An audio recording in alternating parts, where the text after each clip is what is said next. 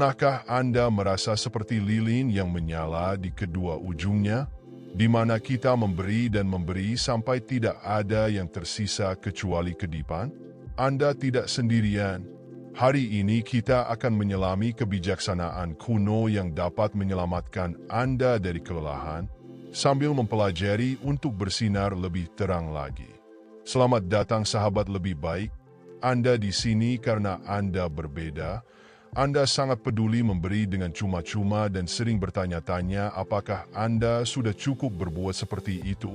Tapi inilah kebenarannya, bom peduli terhadap orang lain dengan mengorbankan dirimu sendiri bukanlah kemuliaan. Mari kita mulai. Seni halus menyeimbangkan kebaikan dengan perawatan diri. Kita akan memanfaatkan kebijaksanaan abadi stoisisme dan melihat bagaimana prinsip-prinsip kuno ini dapat merevolusi hidup Anda di dunia yang kacau saat ini. Bayangkan saat ini Anda sedang memegang cangkir, dan cangkir ini mewakili energi Anda, waktu Anda dan esensi Anda. Sekarang bayangkan terus-menerus menuangkan dari cangkir ini untuk mengisi orang lain. Teman, keluarga, kolega, mereka semua datang kepada Anda dengan cangkir kosong mereka dan tanpa ragu-ragu Anda menuangkan ke semua cangkir kosong tersebut. Terasa menyenangkan bukan? Orang-orang bergantung pada sang batu dalam badai. Tetapi inilah yang paling penting. Apa yang terjadi ketika cangkir Anda mengering? Ketika Anda meraih tetes energi terakhir dan tidak menemukan apapun. Teman-teman, ini adalah jalan yang sulit untuk memberi secara berlebihan. Ini adalah perangkap yang menjerat untuk kita.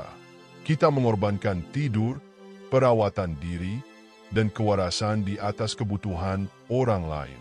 Kita mengenakan kelelahan kita seperti lencana kehormatan. Berpikir itu membuktikan nilai kita. Tetapi izinkan saya memberitahu Anda beberapa kebenaran. Pengorbanan diri yang konstan tidak berkelanjutan dan bahkan tidak benar-benar membantu ketika kita kehabisan energi. Kualitas bantuan kita berkurang, kita menjadi mudah tersinggung, kesal, dan bahkan pahit. Apakah itu versi diri Anda yang ingin Anda tawarkan kepada dunia? Disinilah kaum Stoa masuk dengan kebijaksanaan abadi mereka.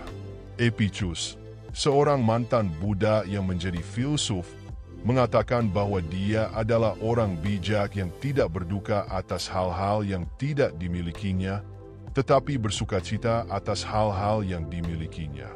Dengan kata lain, kekuatan sejati bukanlah tentang memberikan segalanya, melainkan tentang mengenali dan menghargai sumber daya Anda dan menggunakannya dengan bijak. Kaum Stoik memahami bahwa merawat diri sendiri bukanlah hal yang egois. Hal itu penting. Mereka tahu bahwa kita harus benar-benar membantu dan baik hati untuk memastikan cangkir kita penuh. Jadi tanyakan pada diri Anda sendiri seberapa penuh cangkir Anda saat ini. Apakah Anda menuangkan dari tempat yang berlimpah, atau apakah Anda tidak memberi orang lain apapun kecuali sisa-sisa kering dari vitalitas Anda sebelumnya? Inilah saatnya untuk membalik naskah. Pelajari seni memberi yang berkelanjutan dan temukan bagaimana menetapkan batasan dan memprioritaskan perawatan diri. Mari kita bayangkan ada dua taman berdampingan. Satu adalah taman yang subur penuh dengan bunga-bunga cerah dan buah matang. Sedangkan taman satunya dengan banyak tanaman layu dan ditumbuhi rumput liar yang hampir tidak bisa bertahan hidup. Sekarang tanyakan pada diri Anda sendiri, seandainya Anda adalah tukang kebun, taman manakah yang membutuhkan lebih banyak waktu untuk dirawat?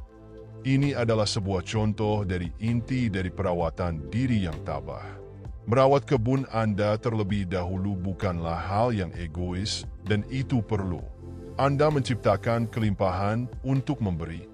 Anda tidak menguras diri Anda sendiri, tetapi berbagi kelebihan Anda. Ini adalah perspektif Stoik tentang bantuan berkelanjutan. Pikirkanlah taman yang berkembang tidak hanya memberi makan pemiliknya. Ia menyediakan keindahan bagi yang lewat, tempat berteduh bagi satwa liar, dan hasil panen untuk dibagikan kepada tetangga. Itu menjadi sumber inspirasi dan makanan bagi teman dan keluarga. Jadi saya menantang Anda untuk menjadi taman itu, kembangkan kekuatan Anda, pelihara pikiran Anda, rawat kesehatan emosional Anda, ciptakan sumber vitalitas yang secara alami meluap ke orang-orang di sekitar Anda. Ingat, dalam menjaga diri sendiri Anda tidak hanya melayani kepentingan Anda.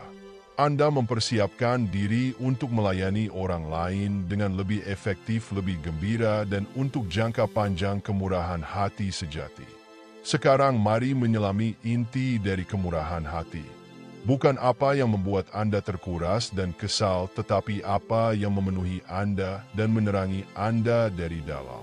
Seneca filsuf Stoik yang hebat mengajarkan bahwa memberi yang sebenarnya datang tanpa mengharapkan balasan itu bukanlah transaksi atau hutang yang harus dibayar. Itu adalah ekspresi murni dari nilai-nilai dan kemanusiaan. Ketika Anda memberi tanpa pamrih, sesuatu yang ajaib akan terjadi dan Anda memasuki sumber kegembiraan melampaui kesenangan sesaat menerima. Rasa terima kasih atau pengakuan tindakan itu sendiri menjadi hadiah psikologi modern. Mendukung hal ini, penelitian menunjukkan bahwa memberi tanpa pamrih mengaktifkan pusat kesenangan di dalam diri kita, di mana otak mengurangi stres dan meningkatkan kesejahteraan secara keseluruhan. Tetapi inilah bagian yang krusial. Ini hanya bekerja ketika pemberian itu sukarela, tidak dipaksa oleh rasa bersalah atau kewajiban. Jadi, saya ingin Anda bertanya pada diri sendiri, apakah Anda memberi karena Anda benar-benar ingin atau karena Anda pikir Anda harus melakukannya? Apakah Anda mencari validasi dan persetujuan atau mengekspresikan nilai-nilai terdalam Anda?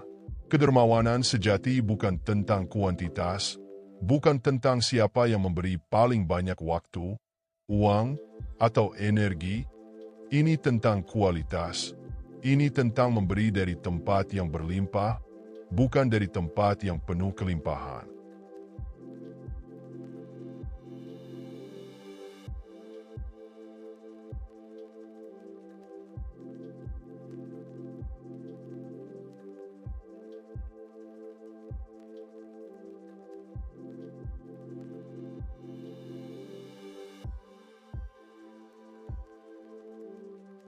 Kelangkaan ini adalah latihan untuk Anda.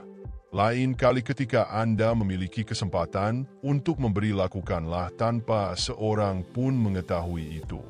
Anda rasakan perbedaannya ketika Anda memberi tanpa menginginkan balasan. Itulah kekuatan kemurahan hati sejati. Dengan merangkul prinsip Stoik ini, Anda akan menemukan bahwa kemurahan hati bukan menjadi kewajiban. Kita telah berbicara tentang memberi, sekarang mari kita bahas salah satu keterampilan paling penting dalam Stoik. Epictetus yang bangkit dari orang yang diperbudak menjadi filsuf yang dihormati. Dengan bijak mencatat, jika Anda tidak ingin menjadi pemarah, jangan beri makan kebiasaan Anda tersebut. Cobalah sebagai langkah pertama untuk tetap tenang dan hitung hari-hari Anda tidak marah. Sekarang ganti marah tersebut dengan rasa stres. Dari cara Anda mengatasi rasa marah, Anda memiliki kekuatan teknik Stoik yang kuat untuk menetapkan batasan ini, tentang mengenali apa yang memberi makan stres Anda dan secara sadar memilih untuk tidak menuruti itu. Mengatakan tidak bukan tentang menjadi egois atau tidak baik. Ini tentang jujur kepada dengan diri sendiri dan orang lain. Ini tentang mengenali batasan Anda dan menghormatinya. Ini adalah tindakan integritas.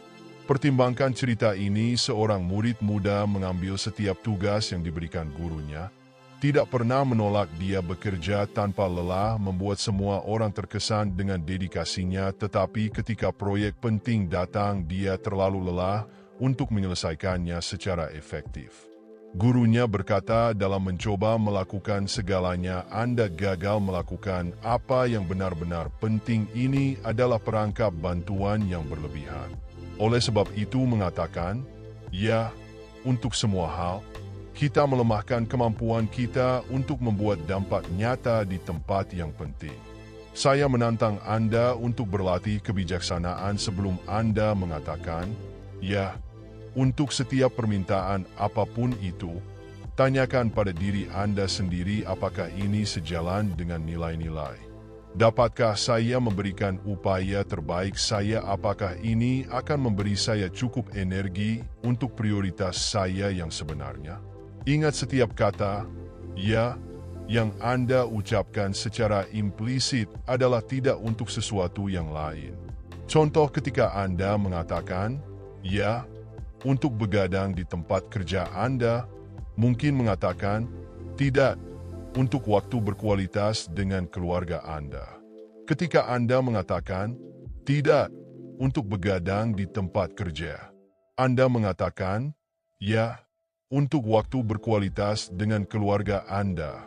Ketika Anda mengatakan "ya" pada setiap permintaan teman Anda, maka Anda mungkin mengatakan "tidak" pada kebutuhan Anda. Pilihlah dengan bijak. Waktu dan energi Anda adalah sumber daya yang berharga. Alokasikan dengan perhatian yang sama seperti yang Anda berikan pada aset berharga lainnya. Anda tidak bisa menutup diri dari dunia dengan menguasai seni mengatakan tidak. Anda membuka diri untuk mengatakan "ya" dengan sepenuh hati pada apa yang benar-benar penting. Ini adalah bagian dari hidup yang bertujuan. Inti dari kebijaksanaan stoik dan menemukan keseimbangan. Selanjutnya, rangkul kekuatan kata "ya" atau "tidak" ketika dihadapkan dengan permintaan atau peluang. Jika itu bukan "ya" atau "tidak", maka itu adalah ketidakaturan. Dengan kata lain, mari mengubah hidup kita dengan membebaskan energi untuk apa yang benar-benar penting. Tetapi keseimbangan bukan hanya tentang mengelola tuntutan eksternal, itu tentang harmoni dua internal. Stoik mengajarkan ketenangan jiwa dapat dikembangkan ini melalui refleksi harian. Tanyakan pada diri sendiri, apakah saya hidup dengan nilai-nilai saya? Apakah saya tumbuh atau hanya mengikuti gerakan saja? Ingat, keseimbangan bukanlah tujuannya adalah perjalanan. Anda akan goyah dan terkadang jatuh. Kuncinya adalah terus menyesuaikan diri dan terus belajar. Epictetus berkata bahwa orang bijak yang tidak berduka atas hal-hal yang tidak dimilikinya, tetapi bersukacita atas hal-hal yang dimilikinya. Temukan kegembiraan dalam proses menciptakan keseimbangan, rayakan kemenangan kecil, belajar dari kesalahan langka. Dengan menguasai keseimbangan ini, Anda dapat meningkatkan kehidupan Anda dan menjadi contoh bagi orang lain. Anda dapat menunjukkan bahwa bersikap baik, sukses, dan damai adalah mungkin. Ketahuilah bahwa Anda tidak hanya mengubah diri sendiri, Anda akan menjadi mercusuar kekuatan bagi orang lain dan batu karang di tengah badai. Owiling, seorang pejuang stoik modern, mengatakannya dengan lugas. Disiplin sama dengan kebebasan, disiplin diri yang baru Anda temukan, batasan dan harga diri adalah alat yang akan membebaskan Anda. Jadi inilah misi Anda jika Anda memilih untuk menerimanya. 1. Ambil tindakan hari ini, bukan besok, bukan saat Anda merasa siap sekarang. 2. Terima ketidaknyamanan, tumbuh, hidup di luar zona nyaman Anda. 3. Pimpin dengan memberi contoh, jadilah perubahan yang ingin Anda lihat di masa depan.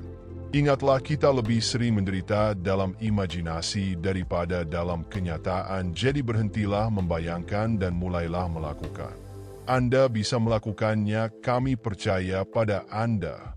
Sekarang pergilah ke sana dan tunjukkan pada dunia seperti apa kekuatan sejati, bukan hanya kekuatan fisik tapi juga ketangguhan mental, ketahanan emosional, dan integritas yang tak tergoyahkan. Ini adalah momenmu dan raihlah. Marilah kita bersama-sama menuju jalan kebaikan. Tetaplah kuat, tetaplah tabah, dan jangan pernah menyerah untuk menjadi versi terbaik dari dirimu sendiri.